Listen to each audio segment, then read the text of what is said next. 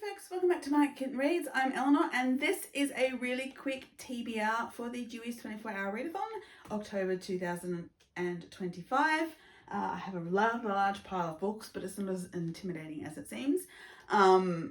It starts in about 3.5 hours. I was probably hoping to do this last night, but I got really tired and distracted, and most of today I've got a really sore neck, so only getting to it now. But essentially what I did was I raided my currently reading pile of physical books. So I do have some ebooks underway. I've got an issue of Uncanny magazine, I think it's number 55, which is the last one from 2023. 2023. So that's underway. And I have just started reading The Three Musketeers by Alexandre Dumas for the first time. Whether I pick those up because I need a break from physical books, I don't know, but they are underway. So what else have I got? So I am rereading The Long Way to a Small Angry Planet by Becky Chambers in preparation for continuing the series. I know they're pretty much all standalone, but I just wanted to get back into the world, and I have read this one and enjoyed it, so I am about halfway through. So that is the reread that I currently have going physically. So that is on the pile. Also on the pile, but not expected to actually finish, I have Angela Carter's book of fairy tales, which was the 2 collections of fairy tales that she was working on when she passed away. So I've not got very far with this one, but again, it's short fiction, short little bite-sized pieces of fairy tales, should I want that. I also have, and my bookmark has fallen out, so I'll need to check Goodreads as to where I am up to, because it's been a while. Elizabeth Barrett Browning's Aura Lee and Other Poems. Love Elizabeth Barrett Browning. Most of this book is actually Aura Lee, which I am only partway through. It's a very, very long poem. So if I want some poetry, that is what is currently on my plate.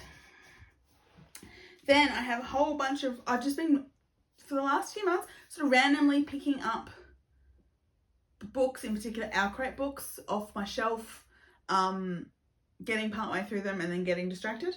So I have a whole bunch of those. So we have The Buried and the Bound by Rochelle Hassan, which is like a, the main character is, I think, some sort of Arabic descended person, immigrant, who has her own sort of family magic that is being threatened. So that I am that far through. So I was enjoying that when I was reading it. I just haven't picked it up since I originally put it down. So that is on the list. We also have, this one is not Our Crate, but it's one that has been on my currently reading pile for a long time. And so if I want any non-fiction, this is A Wealth of Women by Alison Alexander, Australian women's lives from 1788 to the present. Although by the present, I'm pretty sure it's something of an old book, because I picked it up quite a long time ago. But it's got like examples of real women, the types of lives they were living. So I'm up to chapter 6, which is the 1920s. So that's there if I want any non-fiction for the readathon. I also have The Scorpion Queen by Mina Fears, which I believe I was quite enjoying, and I got about halfway through. And then something just kind of, I think I sort of saw where it was going and didn't love like the betrayal element. But it's also quite short. So it's only like, it's quite thin for an Our Crate book. So it's only like 312 pages and I'm already halfway through. So that would hopefully be a really quick finish. Probably like, 150 pages or something like that. So that is also on my list of books to finish. And then I also picked up this one quite a while ago. Was sort of enjoying it, but it's a bit on the dark side for me, so I put it down for a while. It's a queer one, I think, and it's called At the End of the River Styx by Michelle Kulwicki. And so it's essentially teenage boy in modern day trying to deal with the fact that his mother passed away in an accident that he was in. He basically bargained his life for And now he keeps having dreams of the River Styx, while dealing with his brother, who is everything perfect, and he's trying to rebel because he doesn't want that life. And then you've also got a boy who's like 5, who nearly died 500 years ago, bargained his life for his mother's, and is supposed to be bringing the souls across the River Styx. But now he's got one that he is struggling to get a hold of. So, and they keep having these sort of dream encounters. So, yeah, so that one is also on the list to finish reading.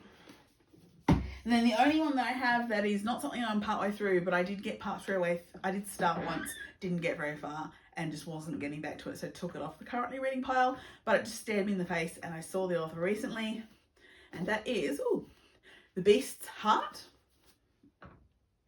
by Leif Shawcross. I know Leif. Leif is a local Canberra author, and this is a retelling of the fairy tale Beauty and the Beast, and from the Beast's perspective, I believe. So, should I want to start something new, that is also on my list of things that I'm currently interested in reading. So that is a very large pile of books. I am partway through most of them, which would be helpful, but I also probably won't get to all of them. And in fact, you know, if none of them are clicking with me, I may just end up reading something entirely different. But yes, so my plan for the readathon is I will read a little bit tonight until I'm too tired. So I might get an hour or 2 in tonight, because it starts at 11 p.m. Get some sleep, set an alarm for 7 or 8 o'clock in the morning, and then read through my day until 11 o'clock on Sunday.